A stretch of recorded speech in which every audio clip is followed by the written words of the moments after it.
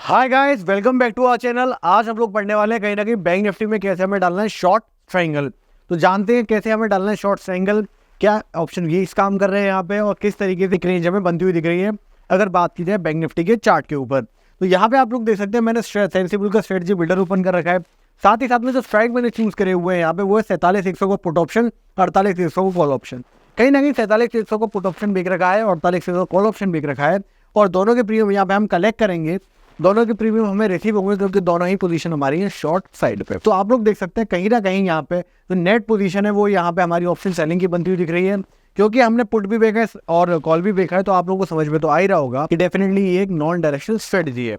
तो अब चलते हैं फटाफट से पे ऑफ ग्राफ के ऊपर और जानते हैं किस तरीके से बनता हुआ दिखता है हमें इसका पे ऑफ ग्राफ। तो यहाँ पे आप लोग देख सकते हैं कुछ पैरामीटर्स यहाँ पे दिए हुए हैं स्ट्रेटजी की। सबसे पहले जो नोटिस करने वाली बात है वो ये है कि जो ब्रेक इवन पॉइंट्स है वो 2 पॉइंट्स है, 46,981 और 48,219। तो कहीं ना कहीं आपको देखने को मिल रहा है 1.3% का प्लस, 1.3% का नेगेटिव में हमें ब्रेक इवन पॉइंट देखने के लिए मिल रहा है। एक चीज आप लोगों ने और नोटिस की होगी, जो भी स्ट्राइक हमने चूज किए हैं वो विद रिस्पेक्ट टू 47,578 कहने का मतलब करंट मार्केट प्राइस से चूज किए। अगर हमें ट्रायंगल सेल करना है तो हम चूज करते हैं out of the money strikes. कहीं ना कहीं हम एक ब्रॉड रेंज बना के चलते हैं कि market out of the money strikes पे नहीं जाए, उसके बीच में रहे, एक रेंज के बीच में रहे, तो हमें मुनाफा देखने के लिए मिलेगा। कहीं ना कहीं हमारा मुनाफा जब तक मार्केट उस रेंज में सीमित रहता है हमें देखने के लिए मिलता है। तो वो रेंज क्या है, वो रेंज यहाँ पे हमें बनती हुई दिख रही है। अगर मैं बात करूँ बैंक निफ्टी इंडेक्स की यहाँ पर, और एक और चीज ऑब्जर्व करने वाली है कि जो मैक्सिमम प्रॉफिट है वो हमें दिख रहा है 1.8% depending upon the fund needed. तो यहाँ पे आप लोग देख सकते हैं जो मैक्स लॉस है वो अनलिमिटेड है, जैसा कि हमने निफ्टी के वीडियो में भी देखा था। एक और चीज आपको समझ में आनी चाहिए कि यहाँ पे बैंक निफ्टी और निफ्टी की अगर हम बात करें तो सिर्फ और सिर्फ स्ट्राइक्स बदल रहे हैं, सिर्फ और सिर्फ अंडरलाइन बदल रही है, बाकी सारे डायनामिक्स सेम रह रहे हैं। तो क्या आपको समझ में आ रही है यहाँ से एक बात कि आप चाहे ट्रायंगल सेल करिए बैंक निफ्टी में तो जो स्ट्रक्चर है स्ट्रेटजी का वो तो चेंज नहीं होता है, बट जो चीज चेंज होती है वो मैं आपको समझाता हूँ आगे चल के। यहाँ पे देखने वाली बात है प्रोबेबिलिटी ऑफ प्रॉफिट बहुत शानदार 74% का दिख रहा है, बट उसके केस में मतलब कहने का मतलब ये कुछ पाना है तो कुछ खोना, यही तो ट्रेडिंग का नाम है। तो यहाँ पर हमें अगर 74% प्रोबेबिलिटी ऑफ प्रॉफिट मिल रहा है, कहने का मतलब हमारी ट्रेड 74% में जाएगी, सही होने के चांसेस 74% अगर हैं, तो साथ ही साथ में हमें देखने के लिए मिल रहा है एक पुअर रिस्क रिवॉर्ड। एक पुअर रिस्क रिवॉर्ड यहाँ देखने के लिए मिल रहा है। कहीं ना कहीं मैक्सिमम प्रॉफिट कितना छोटा है और मैक्स लॉस तो कुछ भी हो सकता है अगर बात की जाए पर लॉट की। यहाँ पे जो भी स्ट्रेटजी हम डिस्कस कर रहे हैं पर लॉट के हिसाब से कर रहे हैं। यहाँ पे हम लोग अभी रिस्क पोजीशन साइजिंग लेके नहीं चल रहे हैं कि कितने अकाउंट पे कितना रिस्क लेके चलना चाहिए, वो डेफिनेटली आने वाले लाइव सेशन वीडियोस में आपको बताऊंगा कि किस फंड पे लेना है कितना रिस्क, और ओवरऑल अगर बात की जाए पोर्टफोलियो रिस्क की तो कितना हो जाता है। तो देखने वाली बात यहाँ पर ये जो इंटरेस्टिक वैल्यू वो है 0। इंटरेस्टिक वैल्यू क्यों 0 है, वो इसलिए 0 है क्योंकि दोनों ही जो हमारे ऑप्शन हैं वो आउट ऑफ द मनी हमने राइट करे हुए हैं। तो जो भी वैल्यू हमें मिली वो मिले टाइम वैल्यू, क्योंकि हमने ऑप्शन किए हुए सेल, डेफिनेटली जो टाइम वैल्यू हमें मुनाफा देखने के लिए मिलेगा। यहाँ पे देखने वाली बात है मार्जिन नीड, हमारा फंड्स नीड वो तो आपको पता ही है क्या है, यहाँ पे 1 लाख के आसपास है। और आप देखो चीज नोटिस करिए कि अगर आप सिंगल लॉट सेल करते तो आपको लाख रुपए लगते हैं, दोनों लॉट सेल करेंगे कॉल पुट दोनों के, सिंगल लॉट की अगर बात की जाए वहाँ पर भी आपको लाख रुपए लगेंगे। ऐसा क्यों है? ऐसा सिर्फ इसलिए है क्योंकि आप नॉन डायरेक्शनल पे कर रहे हैं तो वहाँ पे एक्सचेंज आपको प्रोवाइड करवाता है एक मार्जिन हेज। तो यहाँ पे देखने वाली बात ये है कि मार्केट में इस तरीके कहीं ना कहीं आपको पे ऑफ ग्राफ बनता हुआ दिखेगा। कहीं ना कहीं निफ्टी के जो पे ऑफ ग्राफ है वैसे ही बनता हुआ दिखेगा आपको। एक रेंज में मार्केट अगर रहता है डेफिनेटली हमें मुनाफा देखने के लिए मिलता है। जो ब्रेक इवन पॉइंट है उसके ऊपर आप लोग देख सकते हैं कि हमें वेरिएबल प्रॉफिट देखने के लिए मिलेगा, बट एक रेंज में जब तक मार्केट रहेगा डेफिनेटली हमें मुनाफा हमारा मैक्सिमम रहने वाला है। तो आप लोग देख सकते हैं कि मार्केट में जो मैक्स लॉस है वो कहीं ना कहीं यहाँ पे इंडेफिनिट हमें देखने को मिल रहा है, कहीं ना कहीं इनफाइनाइट हमें देखने के लिए मिल रहा है। रीजन बीइंग कि हमारी जो शॉर्टिंग की पोजीशन है तो हमने ऑप्शन शॉर्ट करके रखे हुए, उन्हें हेज नहीं किया, इससे हमें देखने के लिए मिल रहा है इनफाइनाइट लॉस यहाँ पे। साथ ही साथ मैं यहाँ पे आपको बता रहा था कि क्या डिफरेंस आ जाता है अगर बात की जाए मार्केट में निफ्टी और बैंक निफ्टी की। अगर हम शॉर्ट ट्रायंगल की बात कर रहे हैं वो आ जाता है यहाँ पे जिस तरीके से मार्केट में हमें देखने के लिए मिलता है। जो भी हम इंडेक्स की बात कर रहे हैं, अंडरलाइन की बात करें, उसका बिहेवियर चीज होता है। अगर हम इन पर्टिकुलर स्ट्राइक्स की बात करें, कहने का मतलब क्या है, कहने का मतलब ये है डेल्टा हमारे यहाँ पे ऑलमोस्ट 0 ही है।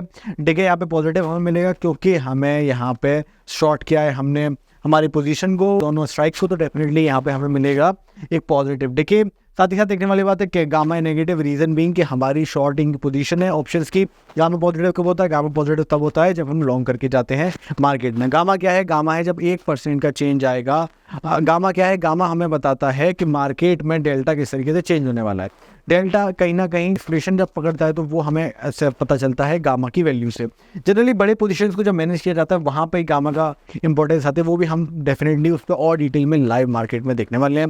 अभी के लिए आप समझ लीजिए जो वेगा है वो कहीं ना कहीं आपको यहाँ पे नेगेटिव होते हुए दिख रहा है। क्यों है वेगा नेगेटिव? वेगा सिर्फ और सिर्फ इसलिए नेगेटिव है क्योंकि हमने शॉर्ट किया है ऑप्शंस, और ऑप्शन अगर हम शॉर्ट करके चल रहे हैं तो वहाँ पे हमारा वेगा नेगेटिव है। क्यों नेगेटिव है चलिए जान लेते हैं, फटाफट से दोबारा से रिवाइज कर लेते हैं। बार बार रिपीट करने से रिवाइज करने से ये चीज़ें हैं दिमाग में बैठती हैं, तो शर्माना नहीं है, रिवाइज करना है हमेशा। तो आप ये समझ लीजिए वेगा क्या है। वेगा है जब 1% इम्प्लाइड वॉलेटिलिटी में चेंज आएगा तो वहां से जो ऑप्शन की प्रीमियम में इंक्रीमेंट होगा वो हमें पता चलता है वेगा के नंबर के थ्रू। यहाँ पे लॉट से हमने मल्टीप्लाई नहीं किया, सिर्फ और सिर्फ एक यूनिट की अगर बात कर रहे हैं हम, अगर हम लॉट से मल्टीप्लाई कर देते हैं तो डेफिनेटली हमें देखने के लिए मिलेगा ओवरऑल पोजीशन पे कितना डिफरेंस आने वाला है। तो कहने का मतलब अगर यहाँ पे वेगा 1% बढ़ा तो 37 रुपए का हमें नुकसान देखने के लिए मिलेगा। रीजन क्या है? रीजन है क्योंकि हमारी शॉर्टिंग साइड की पोजीशन है, शॉर्ट किए हुए हमने ऑप्शन, और वेगा के इंक्रीज होने पे प्रीमियम बढ़ते हैं, तो प्रीमियम अगर बढ़ेंगे तो हमें नुकसान देखने के लिए मिलेगा। एक और चीज़ आप पे ध्यान देने वाली है कि वेगा का डायरेक्शन से कोई लेना देना नहीं है। मार्केट में वेगा एक इकलौती ऐसी चीज़ है जिसका डायरेक्शन से कोई लेना देना नहीं है। आपको ये समझना है कि सिर्फ और सिर्फ वोलेटिलिटी अगर बढ़ती है तो वहाँ पे आपके ऑप्शन के प्रीमियम बढ़ जाते हैं, और फिर वो कॉल साइड के पुट साइड के दोनों पे ही आपको इम्पैक्ट देखने के लिए मिलेगा। कभी कभी क्या होता है जब आप फार ओटीएम सेल करते हैं तो दोनों की वैल्यू गिरती नहीं है, इनफैक्ट दोनों की वैल्यू बढ़ती है। ये चीज़ आपने नोटिस करी होगी, नहीं करी है तो आप डेफिनेटली फाइंड आउट कीजिए, आपको मिलेगा ऐसा सेशन जहाँ पे ओटीएम की वैल्यू गिरी है नहीं, क्योंकि थ्योरेटिकली तो ओटीएम 0 होनी चाहिए, बट ऐसा नहीं होता है। जिस दिन मार्केट में विक्स बढ़ रहा है तो डेफिनेटली हमें वेगा की वजह से, हाई विक्स होने की वजह से देखने के लिए मिलता है यहाँ पे इंक्रीजिंग प्रीमियम। तो डेफिनेटली इसलिए हमारे लिए वेगा इंपॉर्टेंट हो जाता है मार्केट बिहेवियर को समझना। वरना आप लोगों को क्या लगेगा? वरना आप लोगों को लगेगा कि हमने स्ट्रेंगल तो बेच दिया, सब कुछ तो ठीक कर दिया, दोनों पोजीशन हमारी सेलिंग की है, चाहे कॉल की बात की जाए फिर पुट की बात की जाए, हमारा रेंज सही है, बट फिर भी हमारी वैल्यू क्यों नहीं गिर रही है? वहाँ पे रीजन है वेगा का। वेगा आप लोगों को अगर पता है तो आपको समझ में आएगा कि इसलिए ऐसा हो रहा है, वरना अगेन फिर आप लोग परेशान होंगे, क्लैरिटी नहीं मिलेगी। और अगर लंबे टाइम तक बिजनेस करना है तो डेफिनेटली हमें चाहिए क्लैरिटी। तो इस तरीके से आप लोगों ने देखा कि कैसे हमें शॉर्ट स्ट्रेंगल बनाना है। अगर बात की जाए बैंक निफ्टी की, अब मैं यहाँ पे आपको लेके चलता हूँ बैंक निफ्टी के चार्ट के ऊपर, दिखाता हूँ किस तरह की रेंज बनती हुई दिख रही है। अगर मैं इस पर्टिकुलर स्ट्रेंगल की बात करूँ, शॉर्ट स्ट्रेंगल की, एक और क्वेश्चन आप लोगों के दिमाग में लगातार आ रहा होगा कि यही स्ट्राइक क्यों चूज किया, 47,100 48,100।